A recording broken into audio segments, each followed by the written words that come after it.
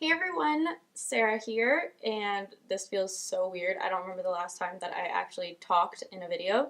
I just filmed 16 videos without any audio. I did voiceovers for all of them. So this is a little bit weird, so we're going to have to get used to this again. But today I am back with a video for you guys, back to our regular beauty videos. No more Halloween videos for right now. And today is actually a review video. We are going to be testing and trying the new Laura Lee Los Angeles palette. I'm so excited about this. I do watch Laura. I've been watching her for about a year now, and I just thought I had to give this a try. Now, I did order this the day that it came out, but with the Halloween videos when it came, I just couldn't even fathom trying to film another video. Plus, I just wanted to give you guys all Halloween for the month of October. So we are now trying this out a little bit late, but I figured I would give you guys my opinion anyways. It's currently out of stock. It will be restocked before Christmas, she said. So I figured I would do that so that if you guys want to give this for a gift or grab it or ask for it for Christmas, that you could do that. So this is the actual palette. The camera's really not going to do it justice, but it is gorgeous. It is glittery goodness. We all know how I feel about glitter. And it's very smooth. It's not like rough glitter. You don't have to worry about any of the glitter falling off or anything like that. The unicorn is a floral print. Okay, so when you open the palette up, I don't want to blind you guys. So the mirror is like a cutout in the rose shape, which is pretty. I just don't think it's quite as practical. It is, I could definitely still use this mirror to do my makeup though, so not really any complaints. Packaging on the inside is the same floral as the outside, just a little bit darker. And these are the shadows. You get 10 shadows in here. So you get like a row of warm neutral brown tones, and then you get a row of like maroon darker shades. Okay, so you get 4 matte shades. So we have Okie Dokie, which I would use to set my eyeshadow primer. You have Bomb Diggity, yep, which is a warm neutral brown color. You get Cray Cray, which is an orangey matte brown color. You get Kooky, which is a maroon shade. So that one didn't swatch quite as nicely, but on my eye it blended out really, really nicely. And then I'm pretty sure Oddball is considered a different type of eyeshadow, if I'm not mistaken. It's like a semi-matte. There is a little bit of glitter in it, but the base of it is matte. Wow, right over top of the other one. And this shade, again, doesn't swatch quite as nicely. Like I said, it's not the blackest black that I've ever seen or used. And then you get 5 metallic shades. Yeah. So you get Scatterbrain, which is this light gold shade. Get this shade on the end here, which is Redonkulous, which is like a bronzy metallic shade. You get Quirky, which is a metallic maroon shade, a little bit more purple toned. Then you get In One Ear, which is a burgundy metallic shade, and Out the Other, which is again more of a purpley toned brown shade. And as you can see, it is very similar to the initial shade that we used, which was Quirky. So as you can see, I have the rest of my face makeup done. So first, to start off, I'm going to prime my eyes using my Urban Decay Primer Potion. I also already have concealer over my eyelids. I always do this 2-step priming process because I'm super extra. So then once I have that laid down, I'm going to use my Cover FX Loose Translucent Setting Powder just to set that. So taking my big fluffy shader brush, I'm going to use the shade Okie Dokie, which is that matte off-white color. Okay, so right away there is a little bit of kickback. I don't mind kickback as long as there isn't a ton of fallout on my actual face. So next I'm going to take the shade Bomb Diggity, and we are going to use this as our transition shade. And just pick up a little bit of that color. And again, I have quite a bit of kickback. I don't think you guys can really see it, but you guys can't. There is quite a bit of kickback though.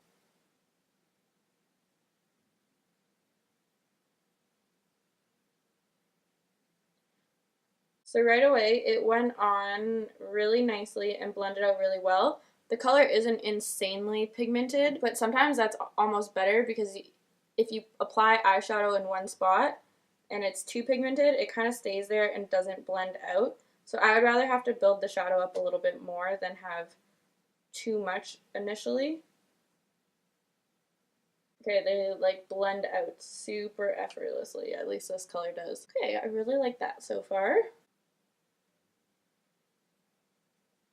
So you can see the difference between like one time on the eye versus 3 times. Like I went back in 3 times on this eye. And like I said, I'm okay with having to go back a couple times if that means I can easily blend out the shadows, because it does build up in intensity. Okay, so that is Bomb Diggity. I really like this shadow. Like I said, I did have to build it up a little bit, but I'm totally okay with that. There's no fallout on my eyes so far, so that's also a good thing. So let's move on. I'm going to take a little bit of the shade Cray Cray and place this more in the crease of my eye. Wow, technical terms here, Sarah. Technical.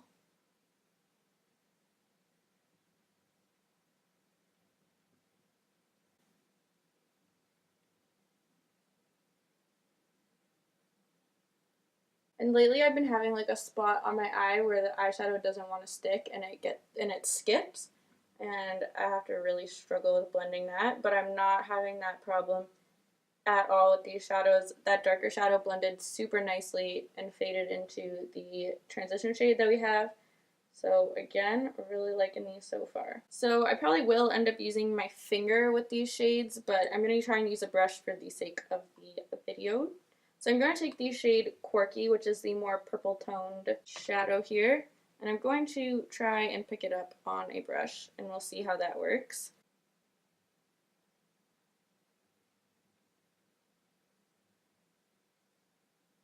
Okay. I had a little bit of fallout on my face, probably because I was flicking it. So let's just use our finger.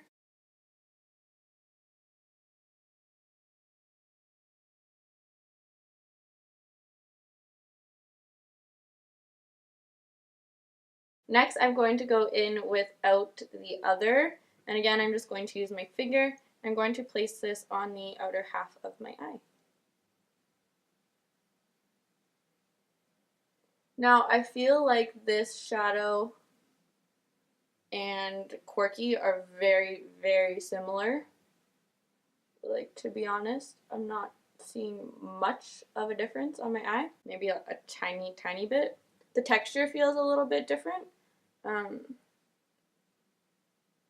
But honestly, I really cannot tell the difference between the first half of my eye and the second. It kind of all looks like the same color. We're going to take the shade Kooky, and we're going to place this right directly in the crease to kind of blend the lid shade into the crease shades.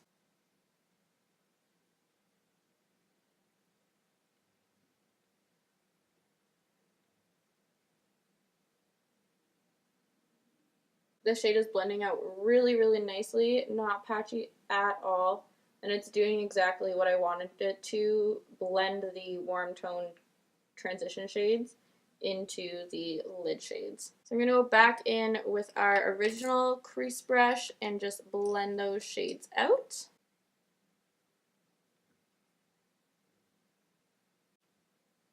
You can see like that was like a couple swipes of blending and it did the trick. Yeah, so blendability wise, these are amazing. We will take that same definer crease brush and a little bit of the shade Oddball, which is the black shade, just the very tiniest bit, because I want to try it. And I'm going to place this on the very outer corner, just to add a little bit more definition. Okay, so that black blended really nicely into the other shades on our lid already. I don't think it's the blackest black I've ever used, but sometimes I'm also okay with that because it makes it very difficult to blend out and you can really see like just stark black shadow. So I'm going to go apply some liquid liner and some lashes, and then I will be back and we will finish the lower lash line. So I'll be right back, guys. Alright guys, so I just put my lashes on. I am wearing velour lashes in the style Dream Girl. I really, really like these lashes. They're pretty long and very wispy. So let's finish the lower lash line. So I'm going to go back in with our initial transition shade, Bomb Diggity, and we are going to use this. So I'm going to bring this shade down the farthest and connect it to the outer corner of my eyeshadow. Then I'm going to go in with Cray Cray, and we're going to apply this to the lower lash line as well.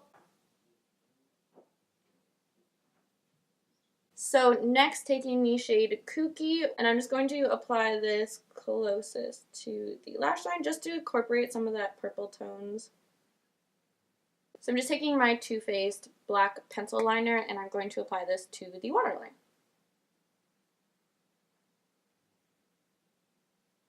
Okay, and then for inner corner highlight, this one might be a little bit too dark, but I'm going to try it anyways because I want to use as much of the palette as possible. So I'm going to take the color Scatterbrain, which is the light gold color, and I'm just going to take it on a very small brush. This is a Morphe 213 brush, and I'm going to pack this in the inner corner. This shadow has a ton of kick up, and I'm just making sure that I really tap off the brush because a lot of it came off. And I'm just going to bring it up into the inner corner a little bit, inner third of the eye. I definitely never wear purple eyeshadow ever. This is, like I said, purple burgundy, but I actually really like the way this looks. So let's pick a lip color. I have no idea what I'm going to do for this. This is the Huda Beauty Girlfriend Liquid Lip. Let's try this and see what it looks like. I love the way they smell.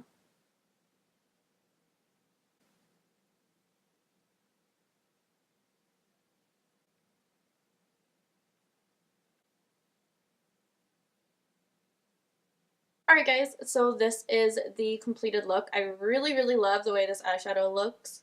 Like I said, I'm not normally one for like purple burgundy eyeshadow. I usually am like a warm tone brown person. Lately been experimenting with green, so this is totally opposite. Actually, it makes my eyes look really blue, which I appreciate. So I ordered the eyeshadow palette off Laura Lee Los Angeles on the initial launch date. It came really quickly. I think it came like 5 days later, maybe 7 at most. I want to say 5 though, and it was international shipping. So I ordered it off the Laura Lee website. It was initially $40 US, and then with the shipping still in US dollars, it would have been $56.73. But with the lovely conversion rate here in Canada, it ended up costing me $72.82, which was quite a bit, if you ask me, for 10 eyeshadows. She's now selling it on Morphe. I know it's sold out on the Morphe website. I find Morphe to be even more expensive, to be honest, because I pay duties from Morphe. I did not pay any duties from Laura Lee Los Angeles, so for me it worked out better because I would still pay the conversion rate with Morphe.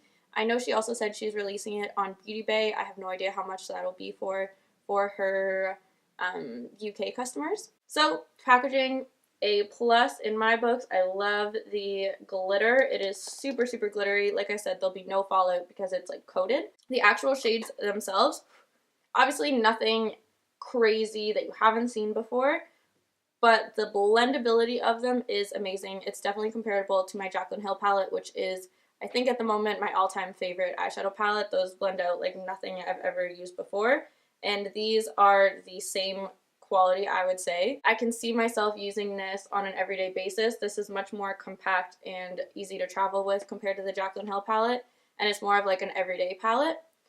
So although it did cost me $72 Canadian for it, which is a little bit much in my personal opinion, if you are in America and it's $40, I would definitely recommend it. I still think personally the palette is worth the money. I give it my stamp of approval.